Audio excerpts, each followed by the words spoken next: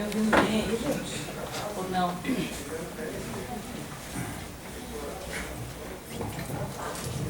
Deu? Boa noite? Agora sim, boa noite. Nosso estudo de hoje é o livro Os Prazeres da Alma, de Francisco do Espírito Santo Neto, pelo Espírito Hamed. Francisco do Espírito Santo Neto tem alguns livros que são recomendáveis para a gente colocar como cabeceira da cama, que inicia como Renovando Atitudes, As Dores da Alma, Prazeres da Alma, Imensidão dos Sentidos, que é o terceiro, faz uma trilogia, e depois o Conviver e Melhorar. Nós vamos conversar hoje um pouquinho sobre o tema da compaixão.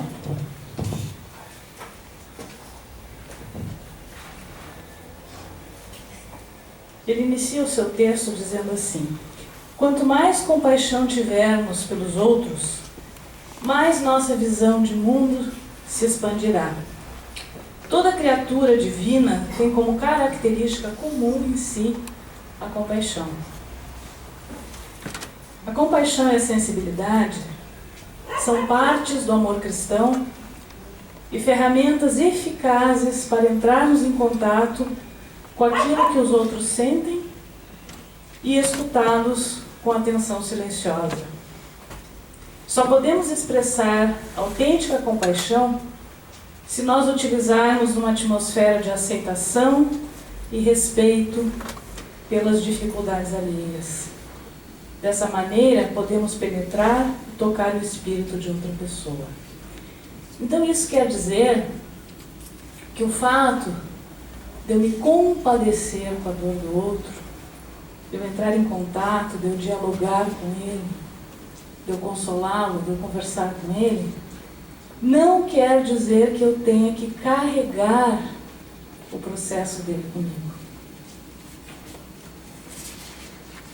Carregar é uma coisa, tomar para mim um fardo que não é meu. No momento em que eu sei que internamente eu tenho uma série de situações minhas que precisam ser resolvidas e que eu não dou conta. Se nós pararmos para pensar, nós somos como uma cebola cheia de cascas.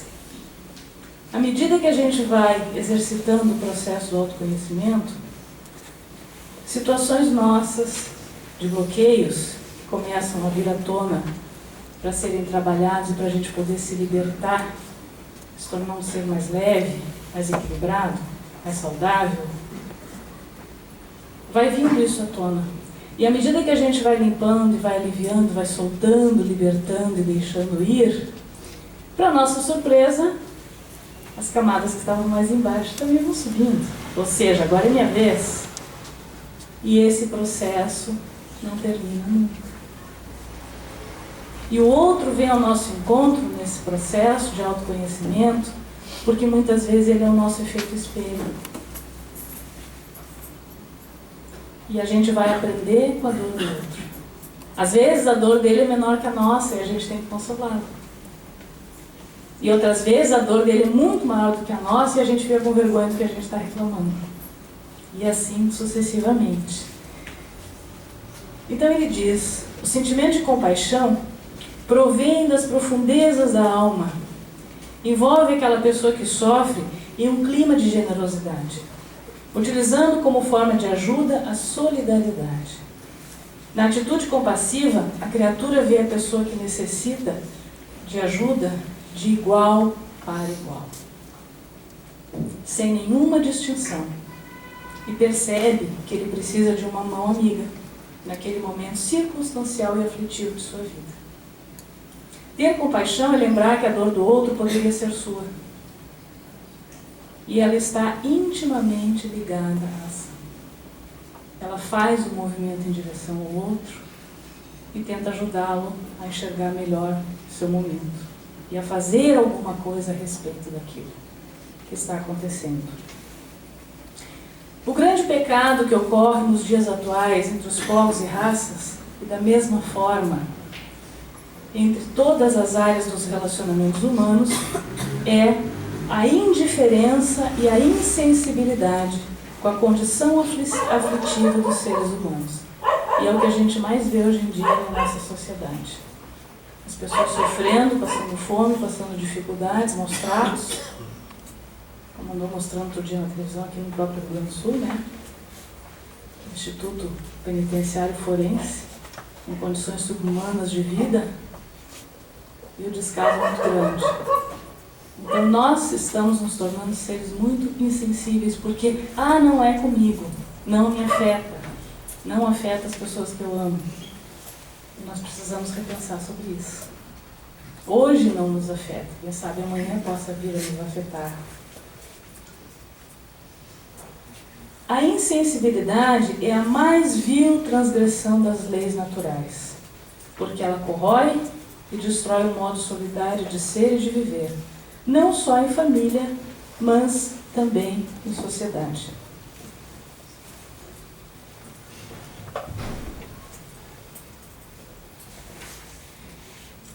Quando o Mestre Jesus falou na sua parábola do semeador, tem uma parte do texto que ele fala das sementes que caíram no solo árido entre os espinhos, sob pedregulhos, e que nos faz recordar os relacionamentos que não germinam. Porque o texto era sobre sementes e terra fértil. E a terra fértil é o nosso coração. E aquelas sementes que caem sobre os espinhos, elas começam a germinar, mas daqui a pouco elas estão sufocadas. Não brotam. São relacionamentos que não germinam, sufocados pela frieza e pela superficialidade que frequentemente existe entre os seres humanos. Um olhar atencioso e um abraço carinhoso curam mais do que inúmeras caixas de remédios. Olha que interessante isso. Um olhar atencioso e um abraço carinhoso curam mais do que inúmeras caixas de remédios. O amor expressado dissipa toda e qualquer enfermidade. Nosso chácara cardíaco, no coração, mais precisamente na nossa glândula luteal, ele fica na altura dos nossos braços. E quando nós abraçamos um outro ser humano, a gente diz que a gente compreende o outro integralmente. Ou seja, a outra pessoa fica envolvida pelo meu ser, coração com coração, ao mesmo tempo em que ao abraçar, eu toco a parte das costas, onde ficam ali também parte dos chakras e dos nossos plexos. Então esse momento de afetividade, de amorosidade para com o outro, ele é curador. Não só para quem recebe, mas como também para quem dá. Porque a energia vem do alto e passa por nós. E o amor cura as feridas, aplaca as mágoas, os ódios. Emmanuel já havia dito que o ódio manta e o amor liberta. Porque quando a gente tem mágoa, tem rancor, tem ressentimento, tem raiva, nosso coração está pesado, ele não flui, está bloqueado.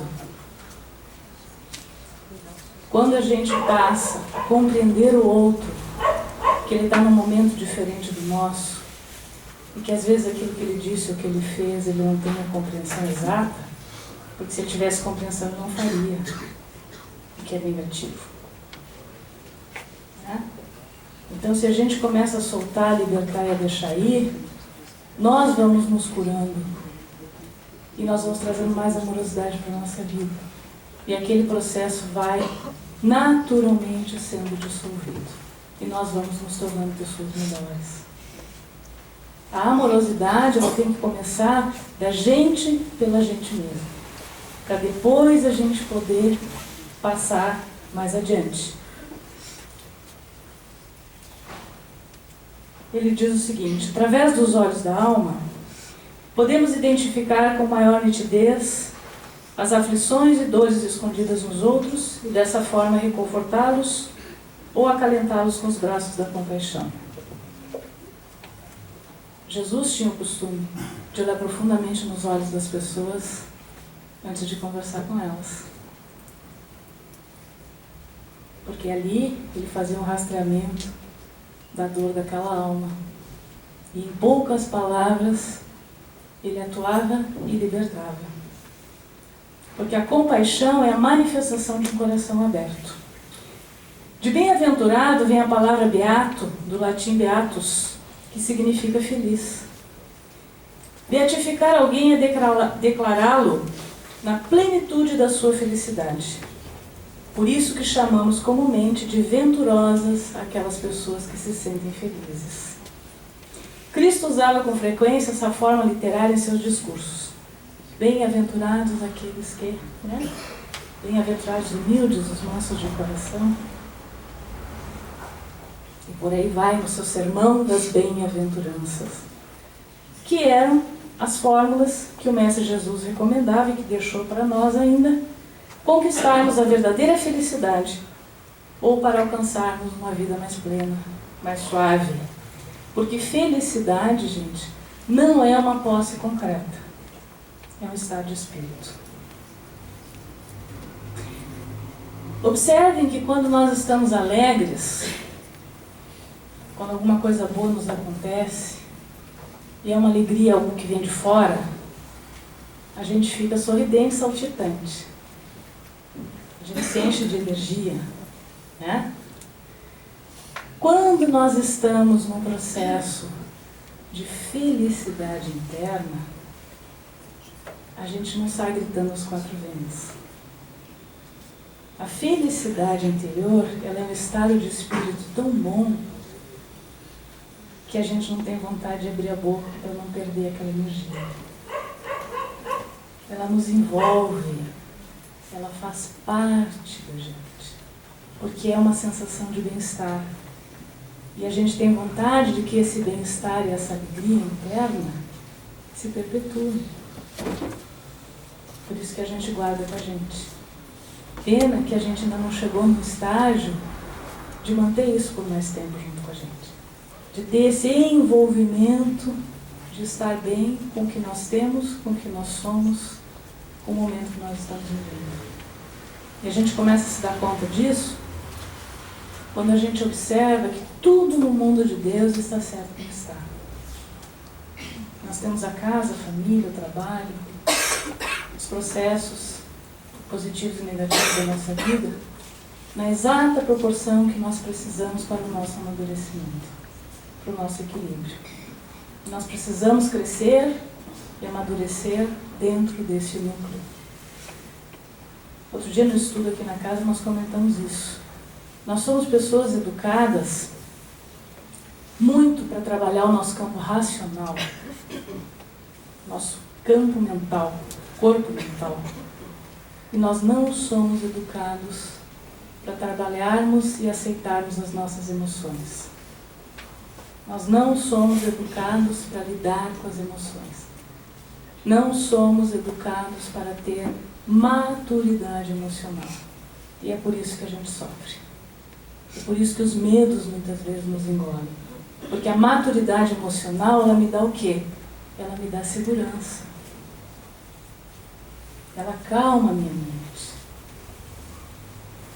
Nós precisamos desenvolver o nosso lado racional, mental, claro, mas nós precisamos, junto com ele, fazer a parte das nossas emoções também se desenvolverem. Existem pessoas altamente intelectuais que desenvolvem demais o seu corpo mental e não sabem lidar com as suas emoções. Aí nós vamos envelhecendo fisicamente, mas nós continuamos infantis no campo dos sentimentos. Porque a gente esquece que a mágoa, a lágrima, são energias passivas, são energias femininas. O nosso lado yin e o nosso lado yang. O nosso lado yang é masculino, é ativo. O nosso lado feminino é passivo, é receptivo. E eles precisam andar em equilíbrio. O masculino, aqui, a gente trata com a cor azul. O feminino, a gente trabalha o rosa. Desde que se nasce, é ou não é? Menino é azul, menina é cor-de-rosa. E se eu juntar o azul com o rosa, eu tenho o violeta. E o violeta é o caminho do meio. É o caminho da moderação. O caminho do equilíbrio.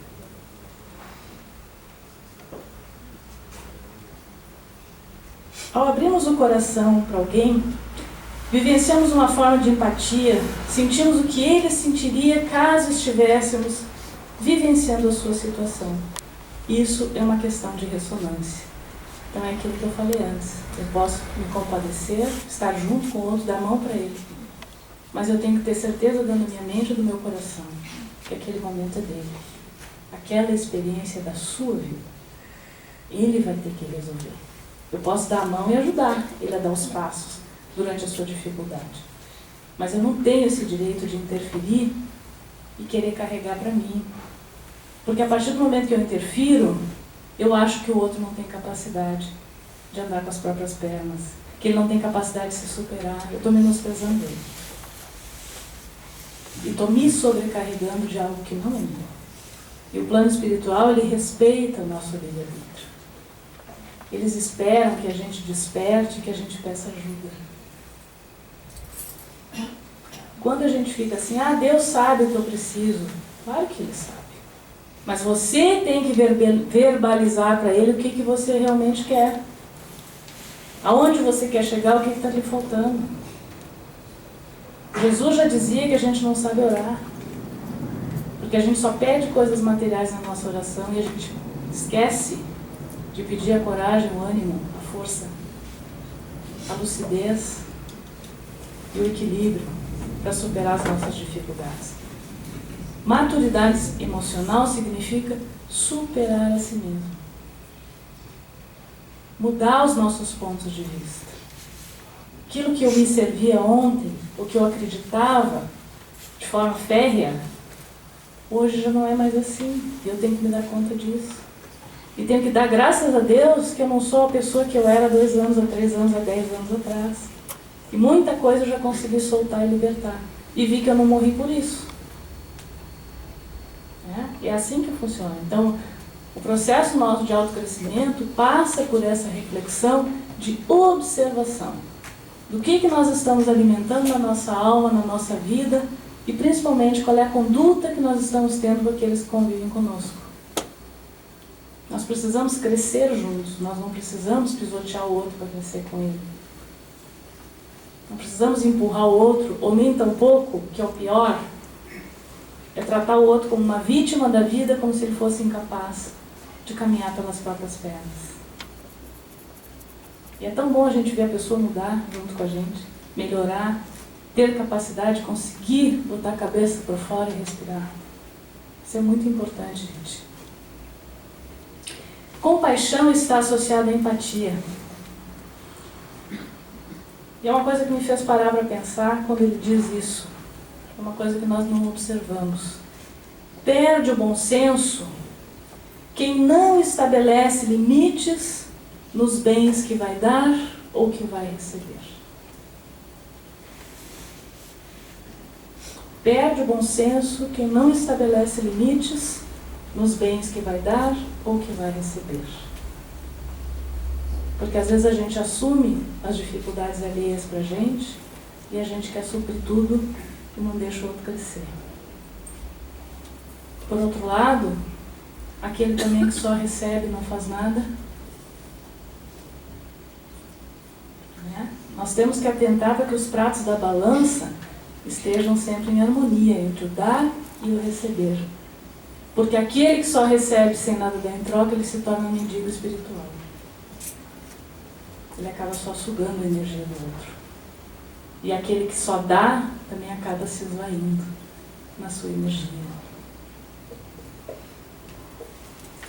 Alguns de nós fazemos favores ou concedemos benefícios aos outros sem critério ou fundamentação alguma. Assim como nós interferimos às vezes na vida alheia quando o outro não pediu.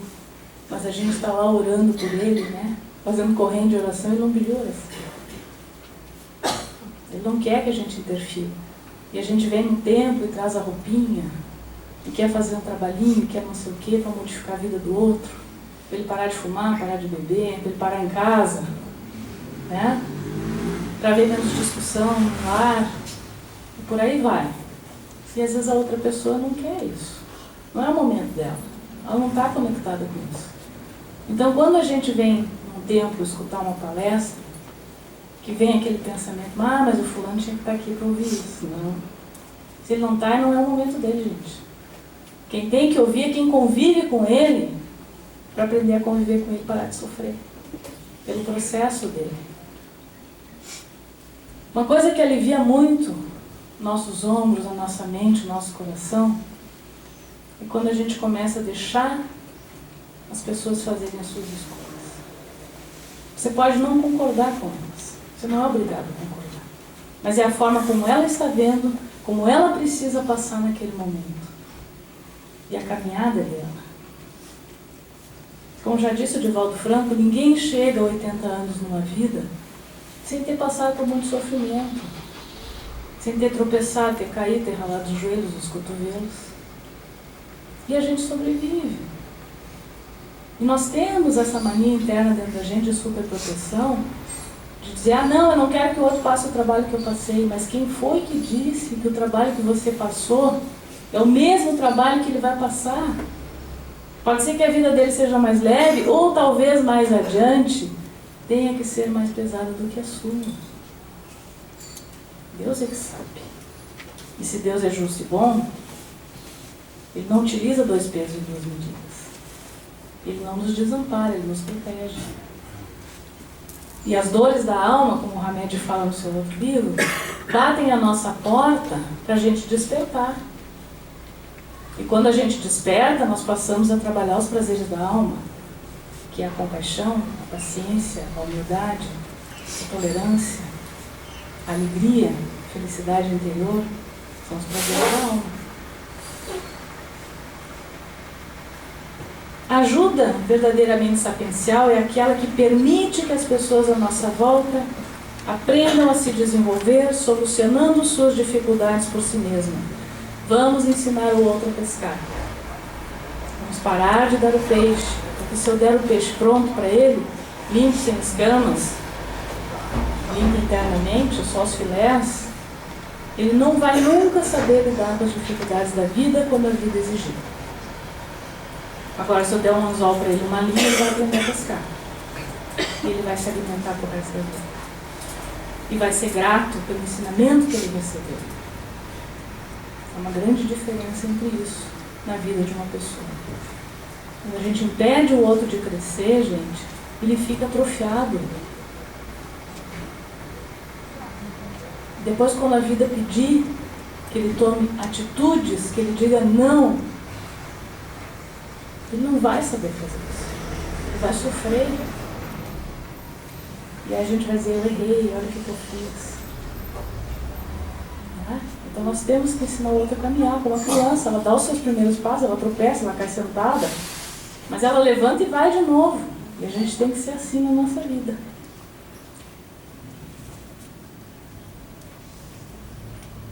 A compaixão salvaguarda a liberdade de sentir, pensar e agir. Cada pessoa é uma obra-prima de Deus. Quando subestimamos a força divina que há no outro, nossos relacionamentos ficam anêmicos e áridos. Os bem-aventurados aos quais se referia Jesus são felizes, porque reconheceram que não devem viver de forma egoísta. Devem viver, sim, uma existência de auxílio a si mesmos e ao bem comum. Porque, às vezes,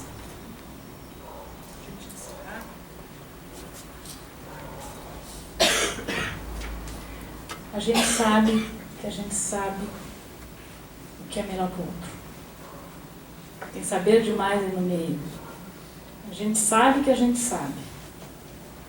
Se a gente não sabe, na maioria das vezes, o que é melhor para a nossa vida, ou como nós devemos agir em determinadas situações, como é que a gente vai ter a presunção de achar que a gente sabe o que é melhor para o outro?